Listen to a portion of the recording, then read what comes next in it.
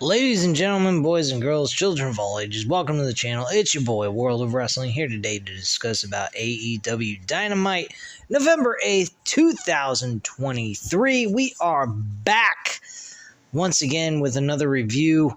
Just to let you know, I will be covering Monday Night Raw tomorrow, right after I'm done with work. I did watch Raw Monday night. It was like super late. I watched it around 10, 11 o'clock. Got a little lazy, didn't feel like doing it after work yesterday. Should have done it, but unfortunately I didn't. But you guys will get my insight on how WWE Raw was and what I thought about it. SmackDown will be covered Friday night immediately after it goes off the air or whenever I get finished. So if I happen to get done with it around 2, 3 o'clock in the morning, I'm going to do the damn review and get it over with so I can enjoy my damn weekend. I may come on here, do a live stream for Random Wrestling Talk. I don't know what episode it will be. I have to go look in my live section to see what the last episode we did, and I'm going to cover a couple of stories and do a full-fledged 1-hour episode, which you guys see how the internet works, doing a live stream, and hopefully everything works out okay, and if so, we will continue to do the Random Wrestling Talk shows from that point on. Anyway, let's go ahead and get started here. Backstage, we see Tony Schiavone talking to MJF, who addresses the Bullet Club Gold before talking to Adam Cole. The champ says he does not need help. He can defend the Ring of Honor tag team titles on his own at Full Gear, and starts to address his match against Daniel Garcia tonight when he and his friends show up to call him out. My personal feelings on what's going on with MJF, I think there's a lot of stuff taking place, some good stuff, but there's been some bad stuff, such as a Kenny Omega versus MJF match that was fast-tracked on Collision a couple of weeks ago. I did not like that idea. I heard the match went over well, but the rest of the entire show is absolute dog shit. I'm not even bothering to go back to watch it.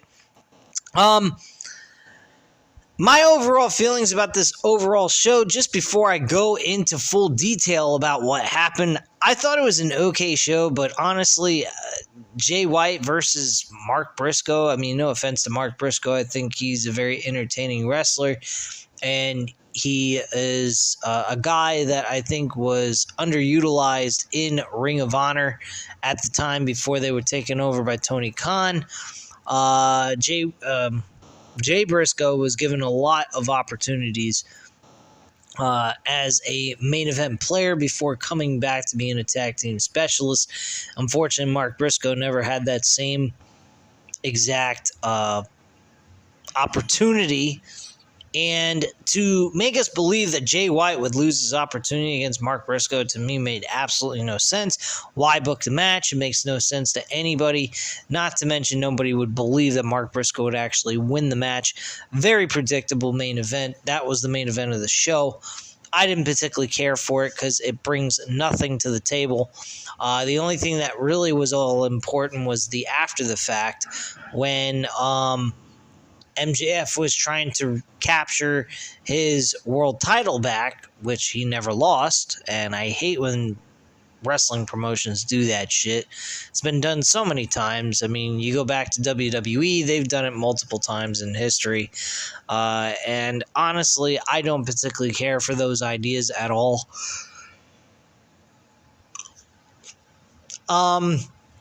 I do like what they are doing with MJF, though, having so many different players interested in challenging him for the world title. We got Wardlow, who's interested. They need to build him up, give him some good matches.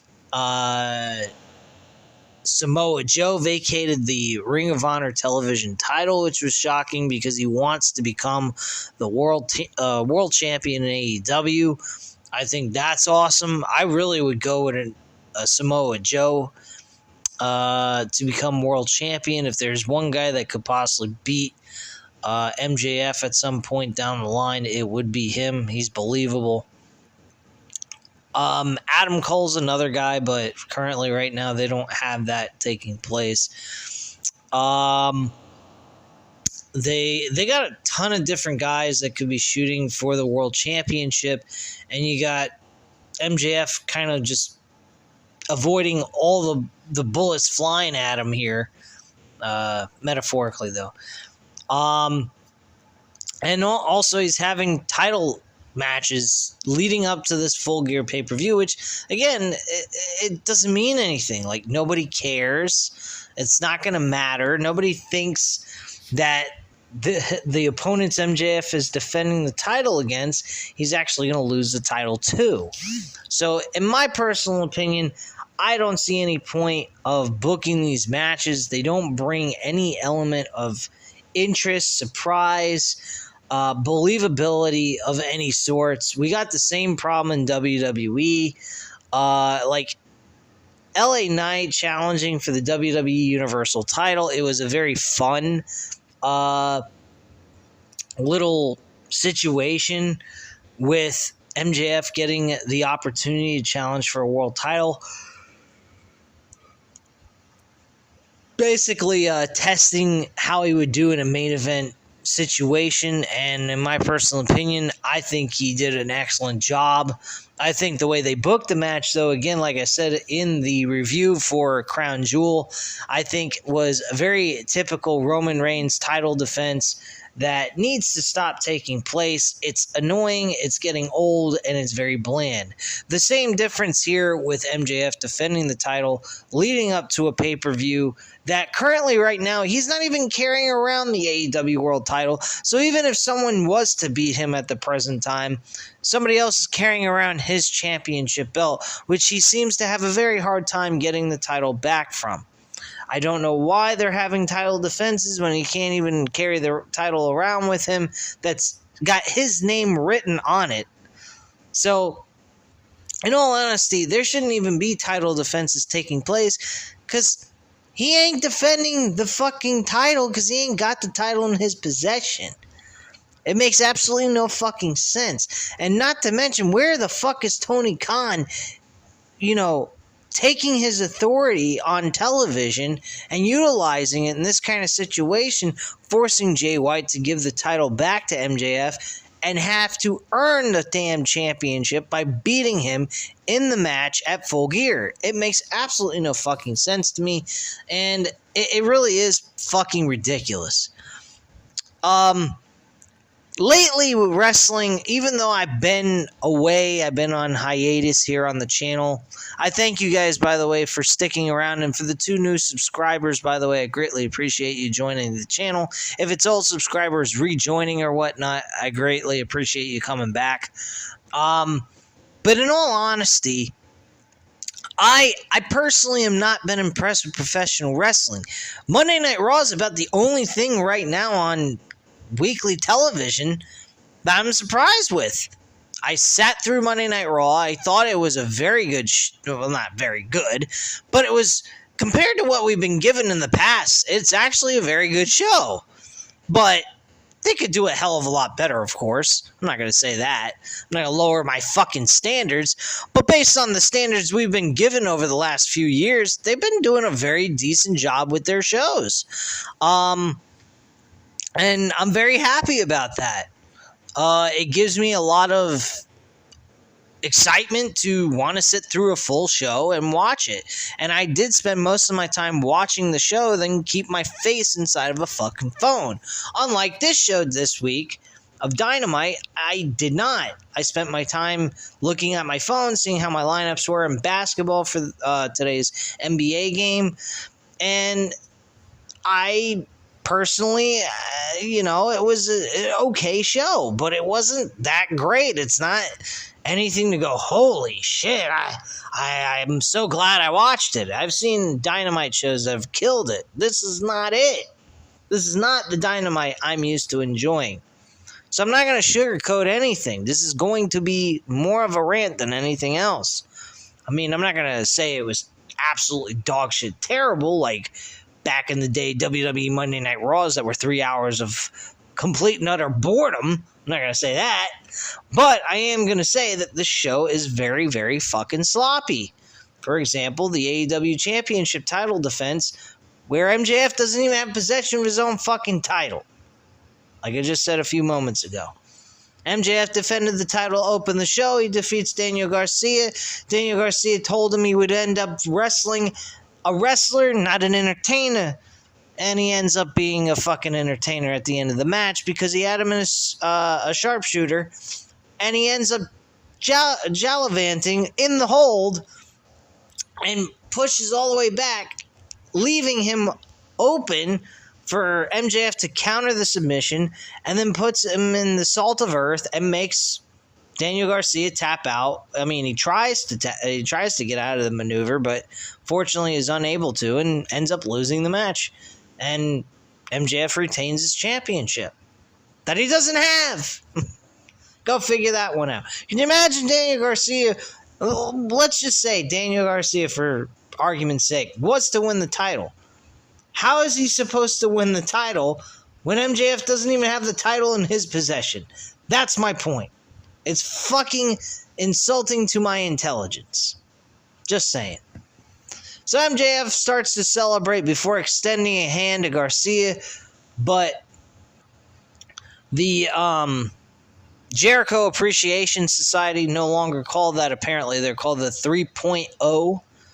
Intervene and keeping Garcia from shaking hands. MJF runs the pair down before offering the sign of sportsmanship again, but Menard and Parker once again keep Garcia from responding as they leave the ring.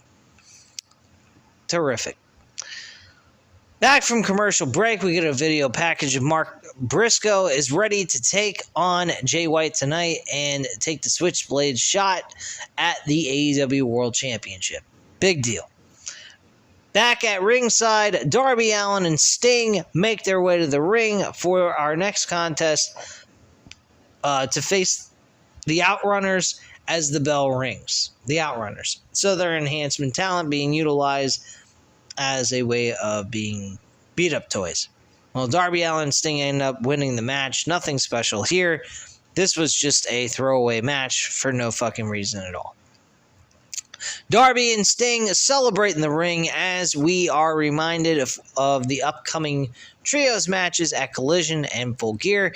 We also are notified that Edge will debut on Collision, I believe this Saturday, with Sting and Darby Allin against another enhancement talent for a tune-up match for a trios 6-man tag team match. So seeing Edge on television again would be kind of interesting, this time on Collision. So I might take a look at that and see how it turned out. We cut to Black and White backstage segment from earlier today where we hear from Tony Storm and Hikaru Shida alongside Tony Schiavone in regards to the Women's World Championship match at Full Gear. Shida wants to know what happened to Storm. Who says Shida happened? Before promising to win the title back at Full Gear. She pretty much says that she's the reason why she's turned into this person. So now she went from being she may be a champion, but she'll never be in the spotlight that is for her, and basically has become a Marilyn Monroe 1930s actress, acting superficial and full of herself, thinking that her shit doesn't stink type of mentality. Basically saying that she made her into who she is, so she became history. Kind of a play on words there, since we're seeing a black and white screen on our television sets. And Taz mentions how does that work? I don't even think people have television sets anymore. Taz, I'm sorry to tell you, but these are HD television sets, or 4K television sets, I should say. For most people might, like myself, are still back in the 2000s and 10s, I guess you could say, and still have these old pieces of shit television sets. But yes, I still have an HD television, which I'm going to eventually upgrade to a 4K. So, woohoo for me, right? Yeah. Anyway, We head to our next match, which is Swerve Strickland and Penta El Zero Medio, or Pentagon Jr., as I like to call him, because that was a better name, in my personal opinion. They've changed his name about 2 times in this fucking company. Don't know why they had to change it. It worked very well. He's used most of his career until he came to AEW. So whatever. This match was good. I like this one. Swerve Strickland has been very effective. They've been utilizing him consistently, at least on Dynamite. I don't know about Collision. I haven't been watching Collision the way I used to. Since CM Punk has been let go, it doesn't seem to be all that much of a reason to watch Collision, especially now Bryan Danielson's out with a major eye injury, a broken eye socket. So I hope he has a speedy recovery. I don't want him back in pro wrestling anymore. I hope he stays out of wrestling. I'm sorry that he never got to finish the type of career that he wanted to finish. This guy has dealt with so many injuries and so many issues that he has never had the opportunity to really do what he wants to do, and I feel very bad for him. But he is by far one of the best wrestlers in the business today. Overall, I mean, he could have competed against guys like Kurt Angle, Chris Benoit, Bret the Hitman Hart. I mean, these guys were elite wrestlers. Whatever you may say about Chris Benoit, I don't give a shit. He still was one of the best technical wrestlers in the business, despite the fact of what he did to end his life. I'm not proud at all of what he did. Left a black eye on his career and as a person as well, for him killing his family and then killing himself. Whatever the case may be, whether it's concussion issues or was it from steroid use, it doesn't really matter. He did it. That's all that matters. So, I mean, it's unfortunate. It may have been something out of his control, but it still is a terrible situation that could have been avoided had he gotten help. So there's really no excuse for it, unfortunately. But it is what it is. Moving away from the Chris Benoit shit, I mean, that is super old news. It's like almost 20 years old. Swerve Strickland, getting back to him. He has been fantastic. I have liked him a lot. He's a guy I could imagine getting a title shot against MJF in the future, if he's still champion by the time he's able to get that opportunity, which I believe he will. I would give it to him in January of 2024. I think he has been utilized very well. This mogul embassy deal is kind of working out. I think he needs a few other players involved with this, but it has not been bad. I've enjoyed what he has to offer, what he's been doing. This is shit we should have seen from him in WWE, and unfortunately we never got to see any of that at all. But yes, he did end up winning this match against Pentagon Jr. and got the swerve stomp for the pinfall and the win, with an overall very decent performance by both of these guys. Pentagon Jr. is an excellent wrestler. He can deliver a good in-ring match. He can also deliver a very good hardcore match. He's done a lot of good stuff in this company and in previous promotions as well. Strickland goes after the mask of Pentagon right after the match is over, but here comes Adam Page with a steel chair. Page enacts a bit of revenge, which comes back onto the ramp before security and officials intervene, but not before the hangman hits Deadeye on Swerve through a table off the side of the ramp. That was actually a very nice spot.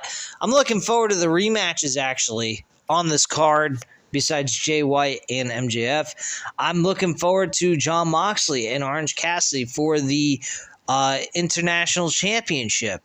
They have a very good story towards this, even though it's very simplistic, nothing too complicated, not a whole lot of depth involved, but it's still a good story nonetheless, at the fact that it makes a lot of logical sense. Orange Cassidy mentions in his promo tonight, he's not very happy that he won back the title without beating Jon Moxley for the championship.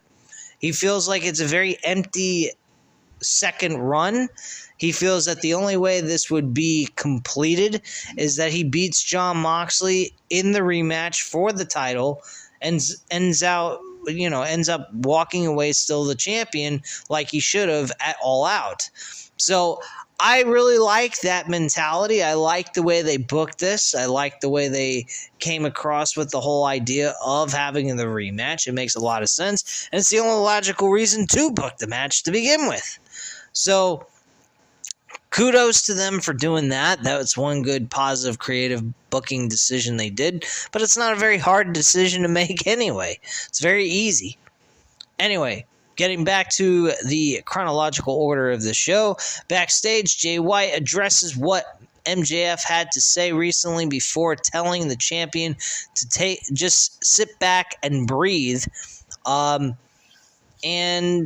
I mean, this is going to be a great match, but the whole concept of him carrying around a title he hasn't won yet, I think absolutely sucks. I don't particularly care for it. I think it's trash. And of course, we know for a fact Jay White's not winning this match, especially the fact that he's carrying around a fucking title he hasn't won yet. So, yeah, quit insulting my intelligence, Tony Khan, please. Words from Don Callis and Kenny Omega ahead of the upcoming match that they're going to have. Pretty much them just talking back and forth about how this won't end until one of them leaves AEW, I think. They were also advertising a video game on top of that, which game, by the way, looked more interesting than the fucking promo. I'm actually kind of interested. It looks kind of reminds me of Sleeping Dogs, only the character has like super power abilities or some shit. I don't know. So, backstage, Omega and Chris Jericho are then officially talking to Renee Paquette about their street fight before the Bucks interrupt to run down the two, especially Omega for working alongside with Chris Jericho. A war of words between them leads to a challenge made for Full Gear. This was actually a very interesting matchup and a very last-minute booked match, but makes a little sense. Jericho and Omega taking on the Young Bucks with the Bucks guaranteed tag team title shot on the line, and the Bucks counteracted that. They start running Ibushi down before Omega responds by saying he's beaten the Bucks before, and if they want to do this all over again, he can beat them again. So they made a counter offer to this and add more stipulation to it towards, okay, if you guys win, then you get our title shot. If you guys lose, though, you and Chris Jericho no longer team together, and the Elite come back together as one again. The problem is, Jericho made a couple of valid points. Where were the Young Bucks during the time that Omega was getting his ass kicked by the Don Callis family? They weren't nowhere to be found. So that kind of leaves you kind of wonder, what the fuck are we doing here? That made absolutely no sense to me. Why they weren't down there with Chris Jericho trying to stop Don Callis' family from beating the shit out of Kenny Omega, which was a 4-on-1 attack, I believe. If you count the numbers correctly, I think that was what it was. I mean, it's crazy. It's absolutely nuts. And I don't particularly understand it, but I do like the booking of the match. It should be a fun matchup at Full Gear. Jericho and Kenny Omega competing against the Young Bucks should be a fucking classic of a tag team matchup, despite there's no tag team titles. And I think that's Ricky Starks and Big Bill as the tag team champions. God almighty. They took those titles off of the fucking gosh darn FTR. I find that absolutely mind-numbingly stupid, but whatever. Omega walks off before Jericho runs the Bucks down once more, mentioning that he has his own locker room before leaving. So basically, he's not, hogging up their own personal space. Back at ringside, we get Keith Lee on his way to the ring, so we're going to get a match for the Ring of Honor World Television title. Samoa Joe defends it against Keith Lee. This was a good, solid matchup. Fortunately, Keith Lee ends up losing the match. Obviously, nobody fucking cares. We all know that Samoa Joe is going to retain the title. The thing is that nobody was expecting him to drop the title and vacate the television championship. That I was blown away by. And so basically, after the match, Joe demands a microphone as he talks about the hunger for the AEW World Championship before announcing that he is vacating the Ring of Honor Television Championship. He lays the title down, saying the next goal he will hold is the AEW Championship, whether Max likes it or not. We see him kind of following MJF in the back later on in the show. Once, kind of laughing at him that he has nobody else to team with for the Ring of Honor tag team titles. And he's pretty much all by himself at this point, and he doesn't even have Adam Cole there to be any kind of assistance to him. So there you go. Backstage, we have Orange Cassidy addressing what Mox had said last week, saying he has to beat Mox to be the AEW International Champion, that he knows he is, and at Full Gear, he will beat Jon Moxley. I'm looking forward to that match. I hope it turns out to be good. I'm really wondering how the first match went, because I still have yet to see that match in full swing. So I'm definitely going to check that out at some point. So back at the ringside area, the Guns are accompanied by Juice Robinson as they go to the ring for our next match against the Bollywood Boys.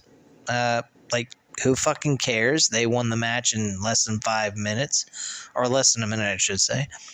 The Guns get a microphone after the match, run down MJF, and the fact that he can't find a friend to team with him for the Ring of Honor Tag Team titles at Full Gear.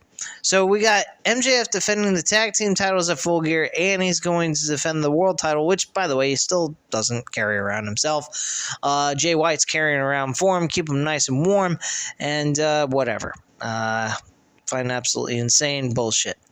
They promise a trip on the 310 to Yima for Max before leaving the ring, and backstage, Mox addresses the response by Orange Cassidy by saying he doesn't even deserve to get to Full Gear. But if he can, good for him. Mox challenges for a fight the moment they land in LAX before Yuta runs down Hook. So they're going to have a tag team match with Hook and Orange Cassidy against Jon Moxley and Yuta next week. That should be a fun little tag team matchup. That's pretty much it. Nothing spectacular. Wardlow promises it all comes to an end for MJF very soon. That is the person I think should take the title from him, but they have to do a lot of building up for him to make me feel okay with that move. So they better put him on television soon and start making him wrestle and compete and defeat a lot of opponents and, nameable opponents, people that are very familiar with on a consistent basis on television. Anyway, back at the ringside, Julia Hart makes her way to the ring. We get Red Velvet and Julia Hart. This match was okay. I like Julia Hart, truthfully. She's one of the few women that I actually enjoy watching. She's got this really evil character, villain-like character. And I find it very interesting. She gives off kind of something that intrigues me. I like the little the combo between her and Brody King. I thought that was pretty cool. So if they didn't even have the House of Black trio team, those two together would be a fascinating little grouping to put together and have one as a manager and the other as the wrestler, and vice versa. They could even swap back and forth. So after the match, though, Hart is far from finished, however, locking in Heartless on Velvet after the match, but out comes Sky Blue to intervene. The two stare at each other in the ring as Hart just shakes her head at Sky. And before Willow Nightingale and Chris Statlander rush to the ring as well, Hart just stares them down before leaving the ring. Very odd and strange stuff there, but whatever. Backstage, RJ City has a brief word from the newest AEW signing as Myra May talks about how excited she is to be part of the company and to be in the same promotion as Toni Storm. Whoop-de-fucky-do. And she supposedly was part of the New Japan Wrestling, or a Japanese promotion. I think it was, I don't know who it was, but don't really matter. She doesn't seem all that intriguing to me, just another blonde bimbo. Nothing special there. Anyway, moving on. We get our main event, Jay White and Mark Briscoe. Obviously, this was a no-brainer. We know who was going to win. The match was pretty simplistic, straight to the point. Mark Briscoe did a decent job here, but we knew he was going to lose regardless, so the whole thing was very predictable. After the match, that was important. That is what intrigued me more than anything else. The main event match was just a fucking waste of time. You should be getting your fans excited about the main event match of your Dynamite show, TK. I mean, can we get things back to the way they were? Get them back on track. I kind of feel like we're rolling off the rails here. This is kind of fucked up. So shortly after the match, MJF music hits, but the champ is in the ring, clearing out BCG, Bullet Club Gold, from the ring before turning his attention to Switchblade. Jay evades a ring-assisted punch by MJF before leaving the ring. MJF gets a microphone telling him that playtime will be over at Full Gear when he beats him to prove that he's the real world champion. He's not just fighting for himself, he's fighting for Adam Cole and everyone watching, including the fans that are in the arena, because MJF isn't just a scumbag, he's our scumbag. And I totally agree with that.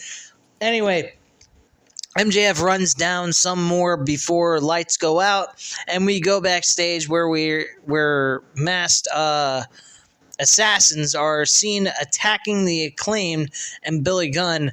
And then he goes ahead.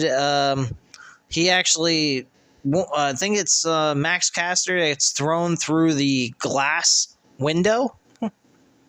I thought that was kind of cool. Last time we seen something like that was like at fucking WrestleMania 17 for the Hardcore Championship between Big Show, Raven, and Kane. I thought that was kind of cool. And the feed cuts out to someone wearing the devil mask. We still don't know who that is. That should be an interesting reveal at some point, hopefully. That's what I'm hoping for. And it better not be fucking CM Punk. Because we keep hearing rumors about CM Punk coming to WWE. And if that's the case, good for him. Let him go to WWE. I don't give a fuck. And then back to ringside where MJF runs out of the ring to check on the Acclaim. MJF is beside himself when he sees the state that they're all in. And then we get MJF being concerned. We see Samoa Joe kind of smirking and saying, kind of laughing at the situation at MJF. And that's pretty much it. That was the end of the show. I thought it was a okay show. Again, there were some good things about it. There were some unexciting things about it. I think that's the biggest problem here is there was no major excitement that got me going, holy fuck, I can't wait for next week. It's just another show, on to the next week. That's it. So that's where the problem lies with AEW Dynamite, and particularly this show alone. The other shows, again, I've been taking hiatus from wrestling and pretty much everything that I enjoy, since I've been under such a humongous load of stress from this move and other things in my personal life. But anyway, guys, we are back. We are doing this shit consistently week after week. I will continue to do this. I appreciate you guys sticking by me and not unsubscribing from the channel. So at this time, guys, you know what to do. Hit the like button if you like this video. Hit the subscribe button if you're not already subscribed to the channel. And leave a comment down below. I'll definitely get back to you on that. Thank you guys very much for watching. And have a great night, guys. Bye.